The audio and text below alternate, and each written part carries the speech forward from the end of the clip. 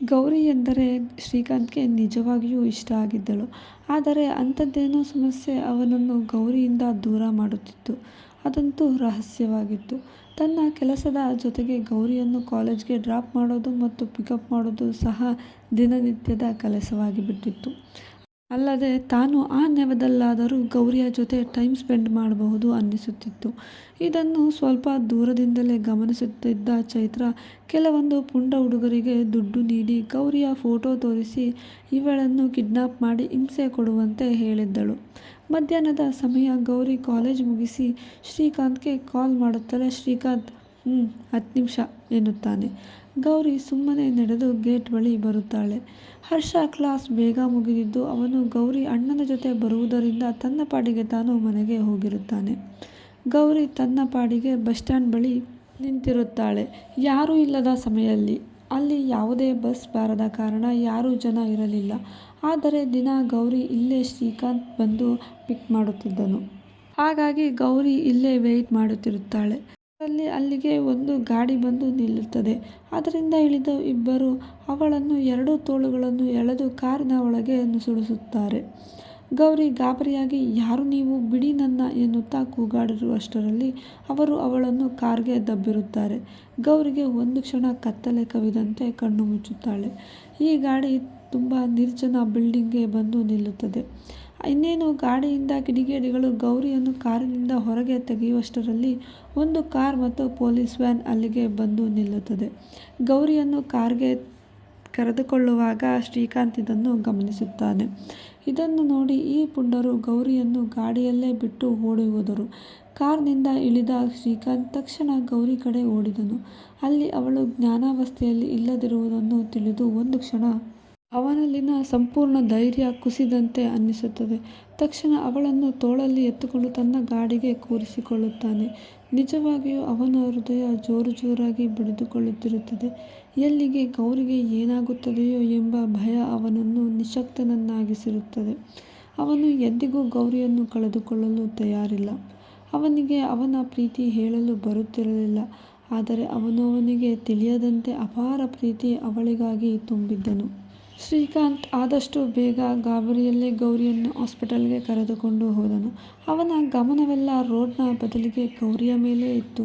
ಅವಳನ್ನು ನೋಡಿದ ಡಾಕ್ಟರ್ ಏನೂ ಸಮಸ್ಯೆ ಇಲ್ಲ, ಅವಳಿಗೆ ಜ್ಞಾನ ತಪ್ಪಿಸುವ ಔಷಧಿ ನೀಡಿರುವುದರಿಂದ ಮತ್ತು ಅವಳಿಗೆ ಸ್ವಲ್ಪ ಮಟ್ಟಿಗೆ ಹೆದರಿರುವುದರಿಂದ ಹೀಗೆ ಆಗಿದೆ ಎಂದರು ಶ್ರೀಕಾಂತ್ಗೆ. ಶ್ರೀಕಾಂತ್ ಅಪಾರ ಭಯದಲ್ಲಿ ಅವಳನ್ನೇ ನೋಡುತ್ತಾ ಕುಳಿತಿರುತ್ತಾನೆ. ಅಷ್ಟರಲ್ಲಿ ಅವಳಿಗೆ ಜ್ಞಾನ ಬಂದು ಸುತ್ತ ನೋಡುತ್ತಾ ಅಲ್ಲೇ ಇದ್ದ ಶ್ರೀಕಾಂತ್ನನ್ನು ಗಮನಿಸುತ್ತಾಳೆ. ಅವಳನ್ನೇ ನೋಡುತ್ತಾ ಸಾಹೇಬ್ರೆ. ಅವಳ ಆ ಧ್ವನಿ ಕೇಳಿ ಶ್ರೀಕಾಂತ್ ಒಂದು ಕ್ಷಣ ಪ್ರಪಂಚವನ್ನೇ ಮರೆತಷ್ಟು ಖುಷಿಯಾಗುತ್ತದೆ. ಅವಳ ಬಳಿ ಬಂದು ಕೂರುತ್ತಾನೆ. ಒಂದು ಕ್ಷಣ ಗೌರಿ ಶ್ರೀಕಾಂತ್ ಯೂನಿಫಾರ್ಮ್ ಅನ್ನು ಬಿಗಿಯಾಗಿ ಹಿಡಿದುಕೊಳ್ಳುತ್ತಾಳೆ. ಅವಳ ಗಾಬರಿಯನ್ನು ಗಮನಿಸಿದ ಶ್ರೀಕಾಂತ್, ಏನು ಹೆದರಬೇಡ, ನಾನಿದ್ದೀನಲ್ಲ, ನಾನು ಇರೋ ತನಕ ನಿನಗೆ ಏನೂ ಆಗಲು ಬಿಡೋದಿಲ್ಲ ಎಂದನು. ಅವಳ ದೇಹದಲ್ಲಿ ಇನ್ನೂ ಅವಳಿಗೆ ನೀಡಿದ್ದಂತಹ ಮದ್ದು ಕೆಲಸ ಮಾಡುತ್ತಿತ್ತು. ಅವಳಿಗೆ ಸ್ವಲ್ಪ ಮಟ್ಟಿಗಷ್ಟೇ ಜ್ಞಾನ ಬಂದಿದ್ದು ಶ್ರೀಕಾಂತ್ನ ಮಾತು ಅವಳಿಗೆ ಅರ್ಥವೂ ಆಗುತ್ತಿರಲಿಲ್ಲ. ಅವಳಿಗೆ ಸಮಾಧಾನ ಮಾಡುತ್ತಲೇ ಸ್ವಲ್ಪ ಹೊತ್ತು ಅಲ್ಲಿಯೇ ವಿಶ್ರಾಂತಿ ಪಡೆದ ಗೌರಿಯನ್ನು ಡಾಕ್ಟರ್ ಮನೆಗೆ ಕರೆದುಕೊಂಡು ಹೋಗಬಹುದು ಎನ್ನುತ್ತಾರೆ. ಗೌರಿ ಮೊದಲೇ ಹೆದರಿದ್ದರಿಂದ ಶ್ರೀಕಾಂತ್ ಕೈಯಲ್ಲಿ ಬಿಗಿಯಾಗಿ ಹಿಡಿದುಕೊಳ್ಳುತ್ತಾಳೆ. ಶ್ರೀಕಾಂತ್ ಒಮ್ಮೆ ಅವಳನ್ನು ಮತ್ತೆ ರೋಡನ್ನು ನೋಡುತ್ತಾ ಕಾರ್ ಓಡಿಸುತ್ತಾ ಮನೆಗೆ ತಲುಪುತ್ತಾನೆ. ಮನೆಯಲ್ಲಿ ಅಜ್ಜಿ, ನಿಖಿಲ್, ಹರ್ಷ ಮೂವರು ಸಂಜೆಯಾದರೂ ಗೌರಿ ಮತ್ತು ಶ್ರೀಕಾಂತ್ ಬರದಿದ್ದನ್ನು ಗಮನಿಸಿ ಗಾಬರಿಯಾಗಿ ಅವರಿಗಾಗಿ ಕಾಯುತ್ತಾ ಕುಳಿತಿರುತ್ತಾರೆ. ಅಷ್ಟರಲ್ಲಿ ಕಾರಿಂದ ಇಳಿದ ಶ್ರೀಕಾಂತ್ ಗೌರಿಯನ್ನು ನೋಡುತ್ತಾನೆ. ಅವಳು ಕಾರ್ನಲ್ಲಿಯೇ ನಿದ್ರಿಸಿರುತ್ತಾರೆ. ಅವಳನ್ನು ತನ್ನ ತೋಳಿನಲ್ಲಿ ಎತ್ತುಕೊಂಡು ಬಂದು ಅವಳ ರೂಮಿಗೆ ಮಲಗಿಸುತ್ತಾನೆ. ಮೊದಲೇ ಪ್ರಜ್ಞೆ ತಪ್ಪಿದ ಟ್ಯಾಬ್ಲೆಟ್ ತಿಂದಿರುವುದರಿಂದ ಅವಳಿಗೆ ಇನ್ನೂ ಅವರ ಮಂಪರು ಇರುತ್ತದೆ.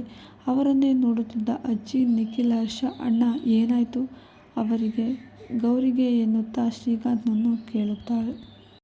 ಶ್ರೀಕಾಂತ್ ಶಾಂತನಾಗಿ ಅಲ್ಲಿ ನಡೆದ ವಿಚಾರವೆಲ್ಲವನ್ನೂ ಅವರಿಗೆ ತಿಳಿಸುತ್ತಾನೆ. ಸಿಟ್ಟಿನಲ್ಲೇ ತನ್ನ ಮುಷ್ಟಿ ಕಟ್ಟಿದಂತೆ ಗೋಡೆಗೆ ಬಾರಿಸುತ್ತಾನೆ. ನಂತರ ತನ್ನ ರೂಮ್ ಕಡೆಗೆ ನಡೆದನು. ಅಲ್ಲಿ ಕುಳಿತವನಿಗೆ ಕೇವಲ ಯಾರು ಈ ಕೆಲಸ ಮಾಡಿದವರು ಎನ್ನುವ ಯೋಚನೆಯೇ ಕಾಡುತ್ತಿತ್ತು. ಅದನ್ನು ಕಂಡುಹಿಡಿಯಲೇಬೇಕು.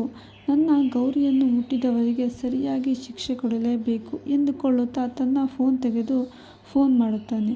ಫೋನ್ನಲ್ಲಿ ಆ ಕಡೆಯಿಂದ, ಹಲೋ ಸರ್, ನೀವು ಹೇಳಿದ್ರಲ್ಲ, ಆ ಕಾರ್ ಡೀಟೇಲ್ಸ್ ಸಿಕ್ಕಿದೆ ಸರ್. ಅದು ಅವರು 1 ದಿನದ ಬಾಡಿಗೆಗಾಗಿ ಪಡೆದಿರುತ್ತಾರೆ ಸರ್ ಎಂದನು ಆ ಕಡೆಯಿಂದ. ಶ್ರೀಕಾಂತ್ ಮತ್ತೆ ಅವರುಗಳ ಬಗ್ಗೆ ಏನಾದರೂ ಡೀಟೇಲ್ಸ್ ಸಿಕ್ಕಿದೆಯಾ ಎನ್ನುತ್ತಾನೆ. ಅದಕ್ಕೆ ಆ ಕಡೆಯಿಂದ, ಇಲ್ಲ ಸರ್, ಆದರೆ ಅವರನ್ನು ಬಾಡಿಗೆ ಕೊಟ್ಟ ವ್ಯಕ್ತಿ ಕಂಡುಹಿಡಿಯುತ್ತೇನೆ ಎಂದಿದ್ದಾನೆ ಸರ್ ಎಂದರು. ಶ್ರೀಕಾಂತ್, ಸರಿ, ಇನ್ವೆಸ್ಟಿಗೇಷನ್ ನೀಡಾಗಬೇಕು ಮತ್ತು ಆ ಕಾರ್ ಓನರನ್ನು ಕಸ್ಟಡಿಗೆ ತಗೊಳ್ಳಿ. ನಾನು ಸಂಜೆ ಬರ್ತೀನಿ ಎಂದನು. ಫೋನನ್ನು ಮತ್ತೆ ತನ್ನ ಪಾಕೆಟ್ನಲ್ಲಿ ಇಟ್ಟು ಗೌರಿ ರೂಮ್ ಕಡೆ ಹೋಗುತ್ತಾನೆ. ಅಲ್ಲಿ ಗೌರಿ ಇನ್ನೂ ಮಲಗಿದ್ದಾಳೆ. ಅವಳ ತಲೆಯ ಕಡೆ ಹೋಗಿ ಕುಳಿತು ಅವಳ ತಲೆಯನ್ನು ಸವರುತ್ತಾ ಹಣೆಗೊಂದು ಮುತ್ತಿಡುತ್ತಾನೆ. ನೀನೇನು ಯೋಚನೆ ಮಾಡಬೇಡ, ನಾನಿದ್ದೀನಿ ಎಂದು ತನ್ನ ರೂಮ್ ಕಡೆಗೆ ಹೋಗುತ್ತಾನೆ. ಅವನಿಗೆ ನೆಮ್ಮದಿ ಅನ್ನೋದೇ ಎಲ್ಲಿಗೆ ಹೋದರೂ ಸಿಗುತ್ತಿರಲಿಲ್ಲ. ಗೌರಿಗೆ ಸಂಪೂರ್ಣ ಎಚ್ಚರವಾದ ಮೇಲೆ ನೋಡಿದಾಗ ಆಗಲೇ ಮಧ್ಯರಾತ್ರಿಯಾಗಿತ್ತು. ಪಕ್ಕದಲ್ಲೇ ಶ್ರೀಕಾಂತ್ ಕುಳಿತಿರುವುದನ್ನು ನೋಡಿ ಗಾಬರಿಯಾಗುತ್ತಾಳೆ. ತಕ್ಷಣ ಎದ್ದು, ಸಾಹೇಬ್ರೆ, ನೀವಿಲ್ಲಿ ಎಂದಾಗ ಶ್ರೀಕಾಂತ್ ನಿದ್ದೆ ಮುರಿಯುತ್ತದೆ. ಗೌರಿ, ಏನಾದರೂ ಬೇಕಿತ್ತಾ, ಊಟ ಮಾಡ್ತೀಯಾ ಎಂದನು. ಇಲ್ಲ ಸಾಹೇಬ್ರೆ, ಯಾಕೋ ತಲೆನೋವು, ತಲೆ ಸುತ್ತಿದಂತೆ ಅನಿಸುತ್ತಿದೆ ಎಂದಳು. ಅವಳನ್ನು ತನ್ನ ಹೆಗಲ ಮೇಲೆ ಮಲಗಿಸಿಕೊಂಡು, ಸ್ವಲ್ಪ ಊಟ ಮಾಡು, ಆಮೇಲೆ ಮೆಡಿಸಿನ್ ತಗೋ, ಎಲ್ಲ ಸರಿ ಹೋಗುತ್ತದೆ ಎಂದನು. ಗೌರಿ ಅವನ ಮಾತಿಗೆ ಹ್ಞೂ ಎಂದು ತಲೆ ಆಡಿಸಿ ಮೇಲೆ ಎದ್ದೇಳಲು ಪ್ರಯತ್ನಿಸುತ್ತಾಳೆ. ಆದರೆ ಶ್ರೀಕಾಂತ್, ನೀನು ಮಲಗಿರು, ಪ್ರತಿದಿನ ನನಗೆ ಮಧ್ಯರಾತ್ರಿ ತನಕ ಎಚ್ಚರವಾಗಿದ್ದು ನನಗೆ ಊಟ ನೀಡ್ತೀಯಲ್ವಾ, ಸೊ ಇವತ್ತೊಂದಿನ ನಾನು ನಿನಗೆ ಊಟ ತರ್ತೀನಿ ಎಂದನು. ಗೌರಿ ಒಂದು ಕ್ಷಣ ಅಚ್ಚರಿಗೊಳ್ಳುತ್ತಾ, ಅಯ್ಯೋ, ಇಷ್ಟು ಶಿಸ್ತಿನ ಸಿಪಾಯಿಯಂತಿದ್ದ ನಮ್ಮ ಸಾಹೇಬರು ಯಾಕೆ ಇವತ್ತು ಮಗುವಿನಂತೆ ಮಾಡ್ತಿದ್ದಾರೆ ಅನ್ನಿಸುತ್ತಿತ್ತು. ಅಷ್ಟರಲ್ಲಿ ಶ್ರೀಕಾಂತ್ ಅವಳಿಗಾಗಿ ಊಟ ತಂದು ತಾನೇ ತಿನ್ನಿಸುತ್ತಾನೆ. ಗೌರಿಗೆ ಇದೊಂಥರ ಹೊಸ ಅನುಭವ ಮತ್ತು ಸಂತಸದ ನೀಡುತ್ತಿರುತ್ತದೆ. ಊಟದ ನಂತರ ಅವಳನ್ನು ಮಲಗೋಕೆ ಹೇಳಿ ತನ್ನ ರೂಮ್ ಕಡೆ ಹೊರಟನು. ಬೆಳಿಗ್ಗೆ ಗೌರಿ ಸ್ವಲ್ಪ ಲೇಟಾಗಿಯೇ ಎದ್ದಳು. ಅವಳು ಎದ್ದೇಳುವಷ್ಟರಲ್ಲಿ ಶ್ರೀಕಾಂತ್ ತನಗೊಂದು ಇಂಪಾರ್ಟೆಂಟ್ ಟ್ರೈನಿಂಗ್ ಇರುವುದಾಗಿ ಮತ್ತು 1 ತಿಂಗಳು ಮನೆಗೆ ಬರಲು ಆಗುವುದಿಲ್ಲ ಎಂದು ಅಜ್ಜಿಗೆ ಹೇಳಿ ಹೋಗಿರುತ್ತಾನೆ. ಈ ವಿಚಾರ ಮನೆಯಲ್ಲಿ ಹರ್ಷ, ನಿಖಿಲ್, ಗೌರಿಗೆ ತಿಳಿದಿರುವುದಿಲ್ಲ. ಅವನು ಹೇಳುವುದಕ್ಕೂ ಮೊದಲೇ ಶ್ರೀಕಾಂತ್ ಹೋಗಿರುತ್ತಾನೆ. ಹರ್ಷ, ಹಾಗಾದರೆ ಇವತ್ತಿಂದ ಗೌರಿ ನಾನು ಕರೆದುಕೊಂಡು ಹೋಗಬೇಕು ಎಂದನು. ಅಜ್ಜಿ, ಶ್ರೀಕಾಂತ್ ಹೇಳಿದ್ದಾನೆ 1 ವಾರ ಗೌರಿಗೆ ಕಾಲೇಜ್ ಹೋಗಬಾರದು ಅಂತ ಎಂದರು. ನಂತರ ಅವಳನ್ನು ಕರೆದುಕೊಂಡು ಹೋಗಲು ಒಬ್ಬರು ಬಾಡಿಗಾರ್ಡ್ ನೇಮಿಸುತ್ತಾನಂತೆ ಎಂದಾಗ ಹರ್ಷ, ನಿಖಿಲ್ ಒಬ್ಬರ ಮುಖ ಒಬ್ಬರು ನೋಡಿಕೊಂಡರು. ಯಾರು ಅಣ್ಣನಿಗೆ ಆಗದಿರುವವರು ಗೌರಿಯನ್ನು ಕಿಡ್ನಾಪ್ ಮಾಡಿ ಅವಳಿಗೆ ತೊಂದರೆ ಕೊಡಬೇಕು ಎಂದು ಬಯಸಿದ್ದಾರೆ. ಹಾಗಾಗಿಯೇ ಅಣ್ಣ ಈ ರೀತಿ ಮಾಡಿದ್ದಾನೆ ಎಂಬುದು ಅವರ ಮನಸ್ಸಿನಲ್ಲಿ ಓಡಿತು. ಹಾಗಾಗಿ ಇಬ್ಬರಿಗೂ ಅಣ್ಣನ ಮಾತು ಸರಿ ಎನ್ನಿಸಿತ್ತು. ಇಬ್ಬರು ತಮ್ಮ ಪಾಡಿಗೆ ತಾವು ಕಾಲೇಜ್ ಕಡೆ ನಡೆದರು. ಗೌರಿ ಮತ್ತು ಅಜ್ಜಿ ಇಬ್ಬರು ಲಾನ್ನಲ್ಲಿ ಕುಳಿತಿರುತ್ತಾರೆ. ಅಷ್ಟರಲ್ಲಿ ಅಲ್ಲಿಗೆ ಬಂದ ವಾಚ್ಮನ್, ಮೇಡಮ್, ಯಾರೋ ಶ್ರೀಕಾಂತ್ ಸರ್ ಕರೆಸಿದ್ದಾರಂತೆ ಮನೆ ಕೆಲಸಕ್ಕೆ ಎಂದಾಗ ಆವಾಗ ಅಜ್ಜಿಗೆ ಬೆಳಿಗ್ಗೆ ಶ್ರೀಕಾಂತ್ ಹೇಳಿದ್ದ ಮಾತು ನೆನಪಿಗೆ ಬರುತ್ತದೆ. ಅಜ್ಜಿ, ನಾಳೆಯಿಂದ ಮನೆಯಲ್ಲಿ ಕೆಲಸದವರು ಬರಲು ಹೇಳಿದ್ದೇನೆ. ಇನ್ನು ಮನೆಯಲ್ಲಿ ಗೌರಿಯಾಗಲಿ ನೀನಾಗಲಿ ಕೆಲಸ ಮಾಡಬಾರದು. ಕೆಲಸದ ಚಿಂತೆ ಮಾಡಬೇಡಿ. ಗೌರಿಗೆ ಎಕ್ಸಾಮ್ ಹತ್ತಿರ ಬಂತು, ಚೆನ್ನಾಗಿ ಓದೋಕೆ ಹೇಳಿ. ನಾನು ಬರುವಷ್ಟರಲ್ಲಿ ಎಕ್ಸಾಮ್ ಮುಗಿದಿರುತ್ತದೆ. ಆದರೆ ಚೆನ್ನಾಗಿ ಮಾಡಿರಬೇಕು ಅಂತ, ನೋಡ್ತೀನಿ ರಿಸಲ್ಟ್ನ ಹೇಗೆ ಮಾಡಿರ್ತಾಳೆ ಅಂತ ಎಂದನು. ಆಗ ಅಜ್ಜಿ ಅವರನ್ನು ಒಳಗೆ ಬರಲು ಕರೆಸಿ ಅವರಿಗೆ ಕೆಲಸವನ್ನು ಹೇಳುತ್ತಾರೆ ಮತ್ತು ಗೌರಿ ಮೊಬೈಲ್ಗೆ ಒಂದು ಮೆಸೇಜ್ ಬರುತ್ತದೆ.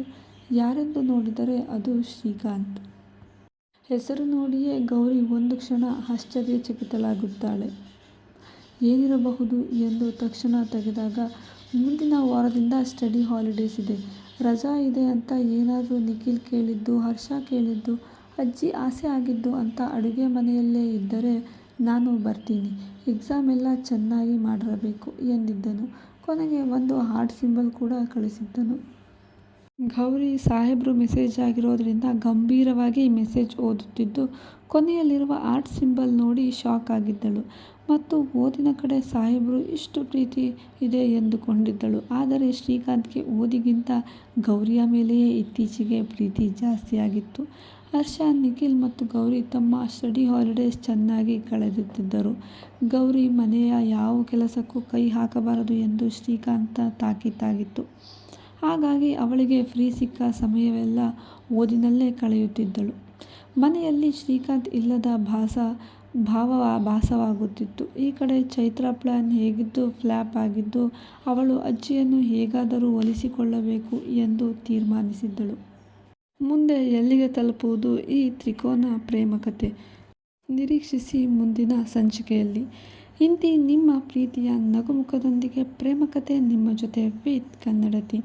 ಈ ಕಥೆ ನಿಮಗೆ ಇಷ್ಟವಾದರೆ ಒಂದು ಲೈಕ್ ಮಾಡಿ ಮತ್ತು ಚಾನಲನ್ನು ಸಬ್ಸ್ಕ್ರೈಬ್ ಮಾಡೋದನ್ನು ಮರೆಯಬೇಡಿ. ಧನ್ಯವಾದಗಳು.